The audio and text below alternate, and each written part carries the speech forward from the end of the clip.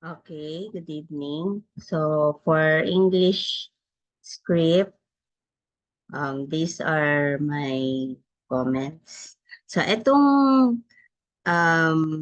directorial instructions or itong nasa itong heading, you will copy paste this here. Yan. So dapat kada page meron yan.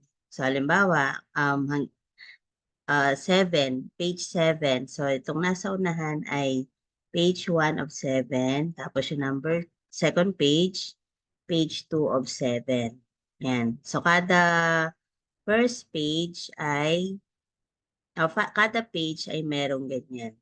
Yung may line separator. Heading and line separator. Okay. So, ngayon naman, tingnan naman natin ang news. Okay, so for the first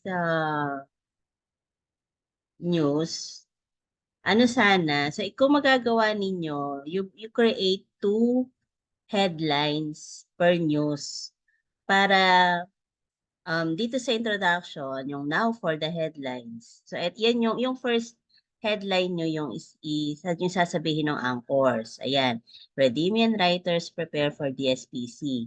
HRSC celebrates Teachers' Day. Athletes participate in intrams games. HRSC introduces Tarong Pinoy to Redimians.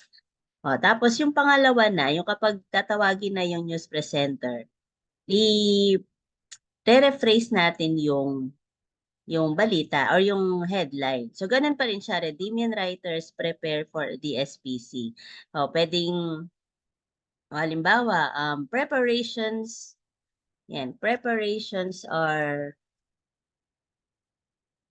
are being done for the upcoming division schools press conference.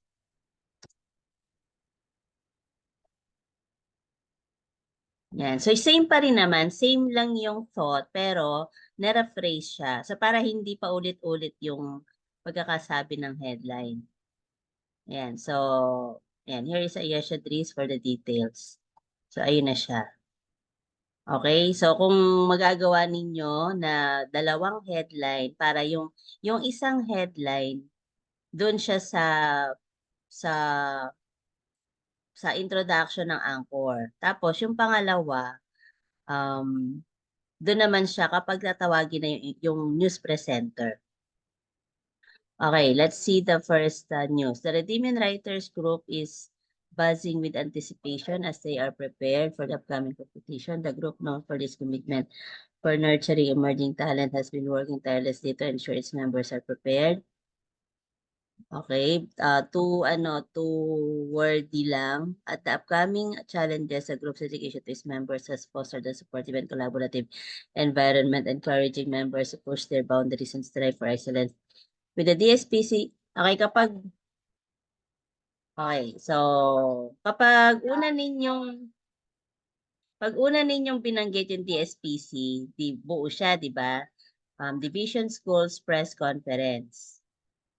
Kapag pangalawa na, lalagyan nyo siya ng hyphen like this. Kapag mga acronym.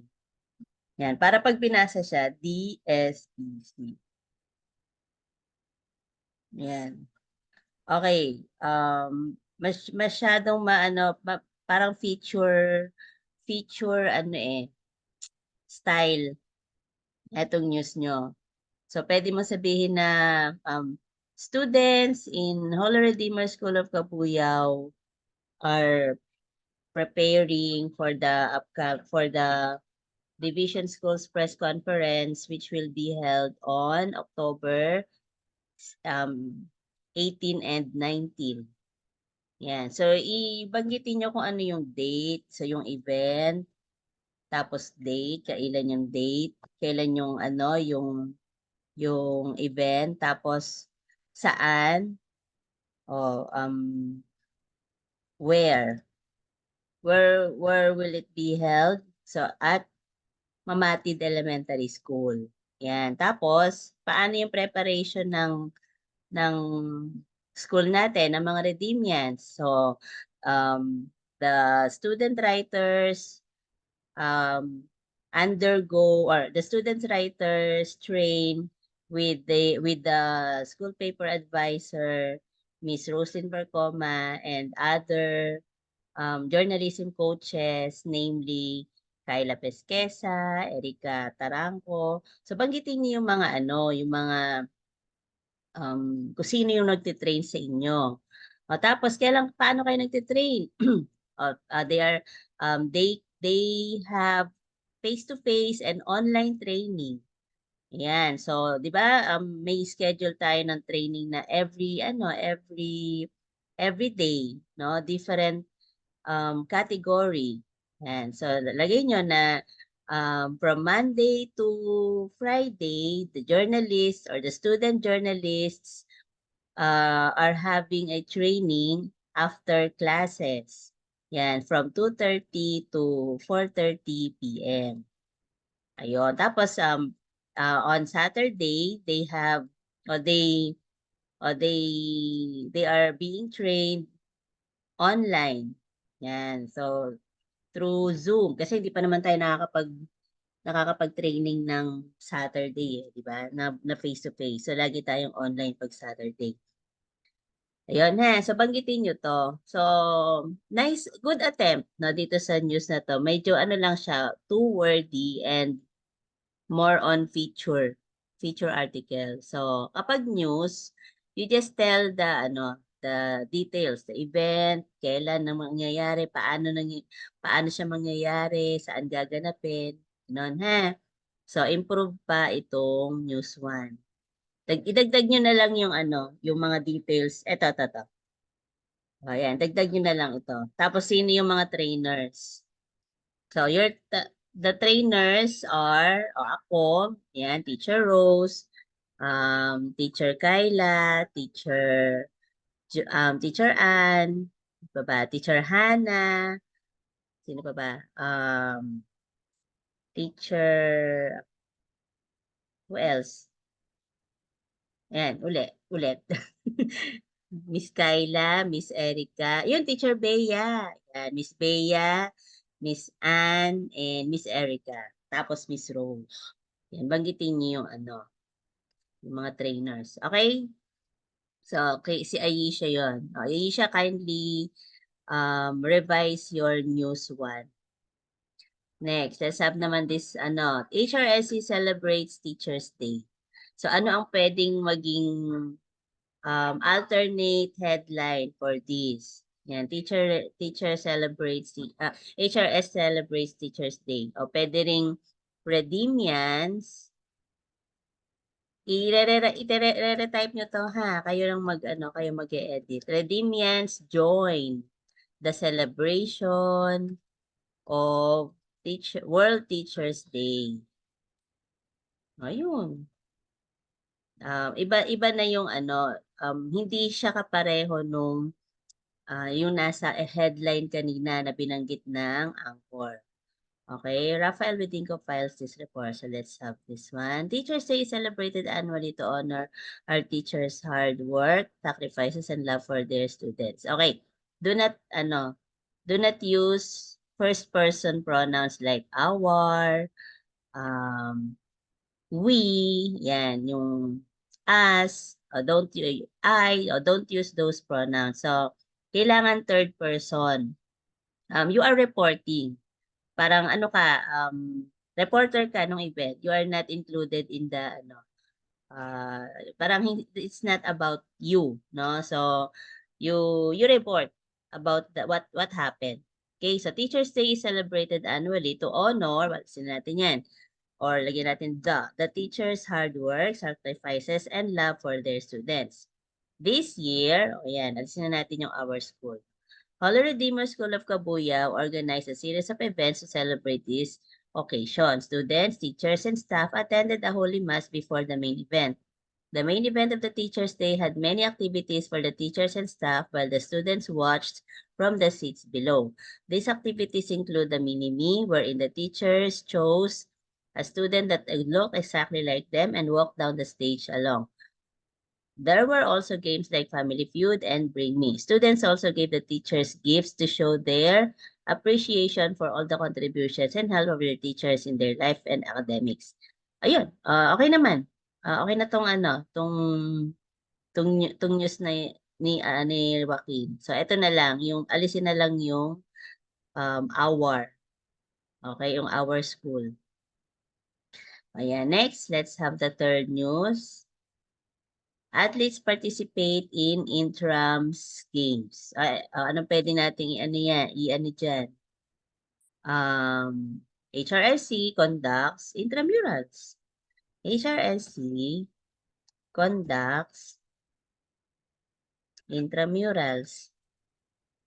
Yan, we'll be right back after a few reminders. Okay? Infomercial. So, ang infomercial, ayan yung title, is AI good or bad? Then, insert music. Anong klase music? Pwede mong i-ano dyan, i-describe, is it a background, happy music? Ano ba? Electronic, something like that. Electronic music, futuristic music. So, pwede mong ano, para si technical director, maghahanap siya ng ganong klase music. Okay? Ito pala yung ano ha, yung, ayun, yung line separator. Meron ba dito sa page 3? Wala. Yan. Kaya hindi siya nakalagay kasi hindi siya nakalagay ito sa template kasi um magulo. Parang last ano nyo na lang siya, last part nyo na lang siya i-insert. Yan, para ano na lang, dagdag na lang kayo ng dagdag. So ito ay alisin natin. Anyway, so yung insert music ay bababa siya. Ayan. Yan. Tapos, ayun na, don't forget to edit the page 1. Ano na ba to? Page 5 na to. Page 5, page 6.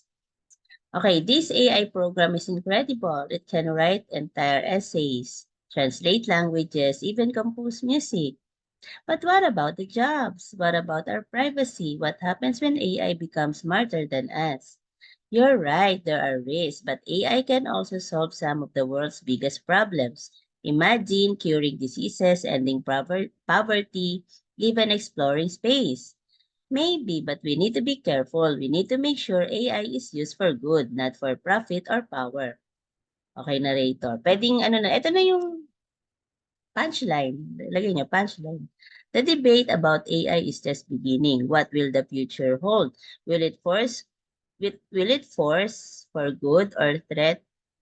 Is it a force for good or a threat to humanity? The answer lies in how we choose to interact with it. So this is so ano long. Isang one sentence na lang. Yan, AI,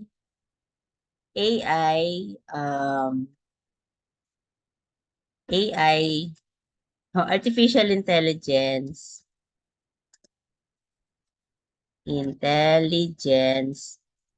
can be a force for good or a threat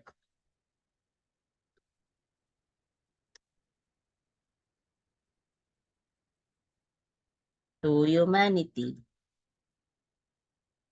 Yan. Then,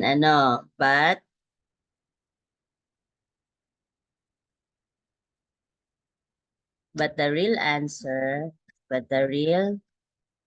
answer lies in how we choose to interact with it or in how we choose to use it.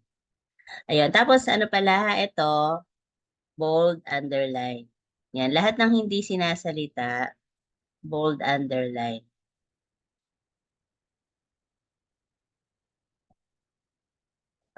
Okay? Ayan. Then, ay, yun pala yung punchline. The revolution is here. Let's make sure it's a revolution for good. De, okay na to. Yung isa. Yun na ito na yung punchline nyo. Okay, then music fade up, establish fade under 4. You're still listening to the frontier. Pa-at-least participate in intrams games. So, anong pwede nating i-ano dito? I-alternate headline. Um,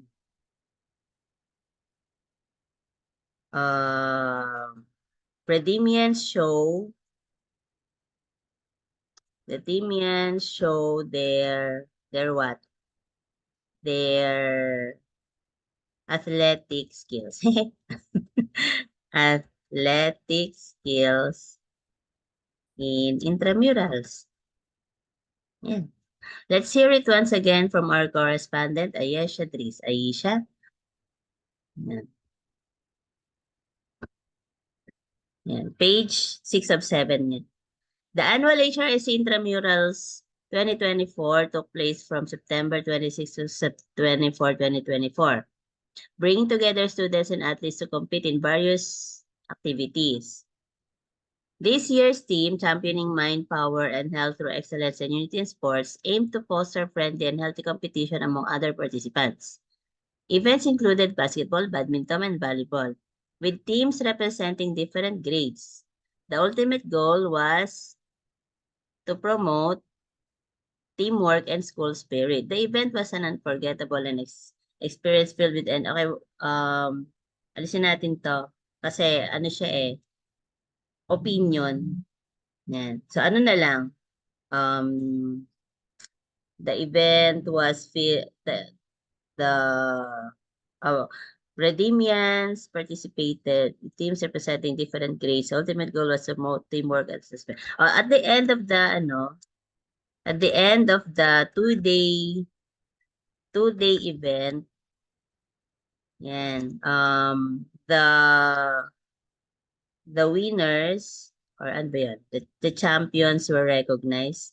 The winners in each um sports event were awarded with medals and trophies. Trophies. Ayan. This is Ayesha Dries reporting. Okay na. Okay naman siya. So, short lang naman ang pagbabalita. So, tapos i-ano nyo to, basahin mo din to, Ayesha, tapos tingnan mo kung aabot ka ng 45 seconds. Yan. So, kung more than 45 seconds, bawa 1 minute mo siya na 1 minute, it takes 1 minute, no, bago siya mabasa. So, kailangan bilisan. So, i-adjust niyo yung paraan ng pagbasa. Kapag naman maiksi lang, babagalan niyo naman yung pagbasa. Okay, let's have HRS introduces Larong Pinoy to Redimians. To give us a detailed series, Rafael Badingo. Rafael, during intramural, students played Larong Pinoy. Larong Pinoy was introduced by the teachers and interns as they engaged students in games such as Kadang-Kadang, Sack Race, Chinese Garter, and Tag of War. Teachers noticed that Redimians had become more interested in online games than Pinoy games with this event. Than Pinoy games. With this event, the teachers were able to bring back traditional Philippine games.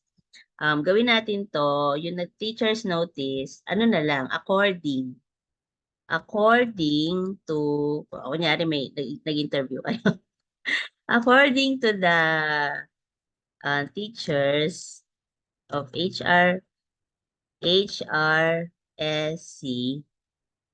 Redimians had become, yan.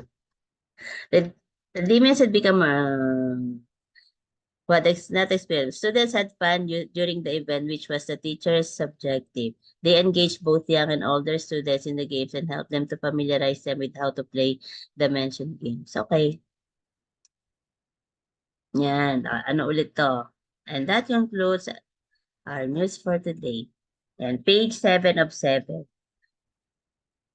Okay, then. Ayan na. So, this is the Script of English. So again, revise news 1. Tapos yung mga tight headline na suggestions ko paki-follow. Ah, paki-edit. Yan. Then send ulit sa akin yung revised script.